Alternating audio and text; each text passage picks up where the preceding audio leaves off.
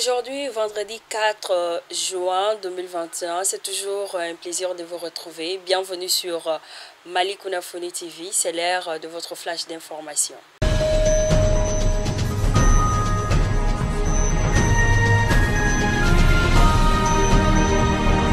Tombouctou, prise de contact du nouveau représentant de l'aménagement. Le nouveau représentant spécial du secrétaire général des Nations Unies au Mali et chef de la mission multidimensionnelle intégrée des Nations Unies pour la stabilisation du Mali, MINUSMA, El Gassim Wan s'est rendu le mardi dernier à Tombouctou. Il a rendu une visite de courtoisie au gouverneur de la région représenté par son directeur de cabinet Isiaka Batili.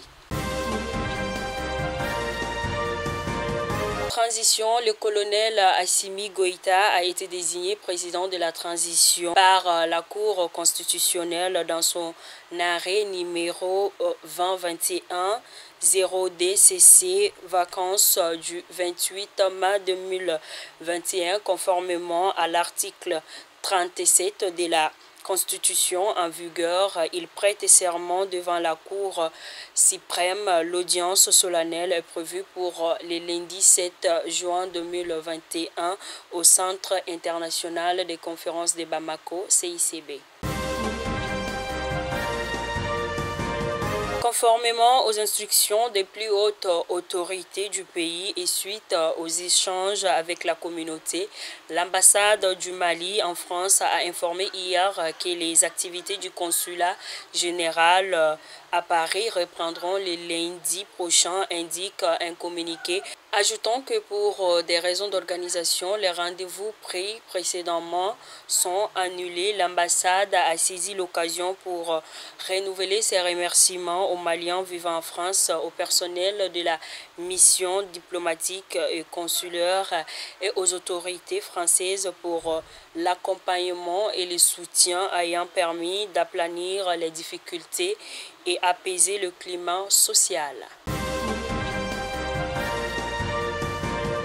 À Koro, le trafic routier entre le Mali et le Burkina Faso sur la route nationale 15 RN5 à partir de la frontière de Koro a repris officiellement le 8 février 2021 à la faveur des accords locaux signés entre les communautés et l'implication des autorités administratives, politiques et coutumières des deux pays. De cette date à nos jours, le trafic se passe normalement sans incident au grand bonheur des populations. Presque tous les usagers de cette route qu'ils avaient abandonnée, soit à cause de l'insécurité ou à cause du sabotage des ouvrages routiers, qui avaient rendu la route impraticable, sont redevenus normales. De Koro, nous partons à Niafunké. Une rencontre a eu lieu mercredi 2 juin 2021 entre le président de la Chambre locale d'agriculture et les acteurs agricoles.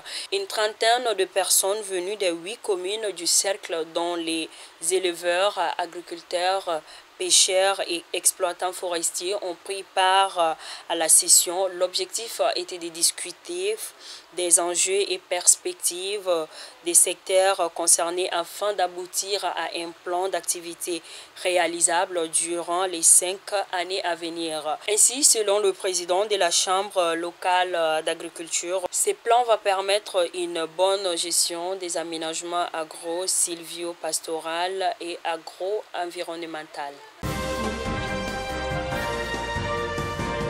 De Niafunké, nous faisons cap à Kadiolo, incinération de produits pharmaceutiques périmés. Une importante quantité de produits pharmaceutiques périmés a été incinérée mardi dernier à Kadiolo. Selon des sources sanitaires, ces produits proviennent des pharmacies des différents centres de santé communautaires CISCOM et du centre de santé de référence CCRF de Kadiolo. L'initiative est du médecin-chef du district sanitaire de Kadiolo et de son équipe.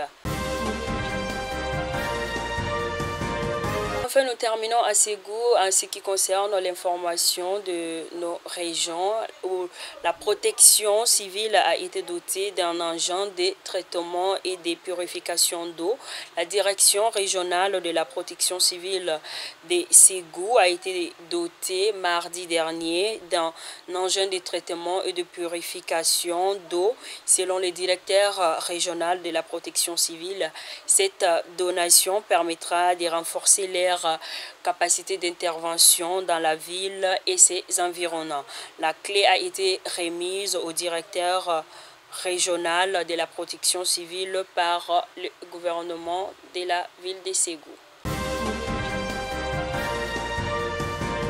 L'Organisation mondiale de la santé met en garde contre une possible troisième vague de Covid-19 en Afrique alors que les contaminations repartent à la hausse dans 14 pays du continent et que seulement 0,54% de la population africaine est actuellement complètement protégée par un vaccin. L'OMS reconnaît que le continent était mal préparé pour cette phase vaccinale et trop dépendant du reste du monde. Près de 99% de la population des vaccins s'est fait en effet ailleurs qu'en Afrique. Et produire localement prendra du temps alors que certains pays du continent ont d'ores et déjà épuisé leur stock. Ainsi, c'est tout pour votre flash d'information. Je vous donne rendez-vous pour un autre numéro. Merci de bien rester fidèle à Mali Kunafoni. Merci.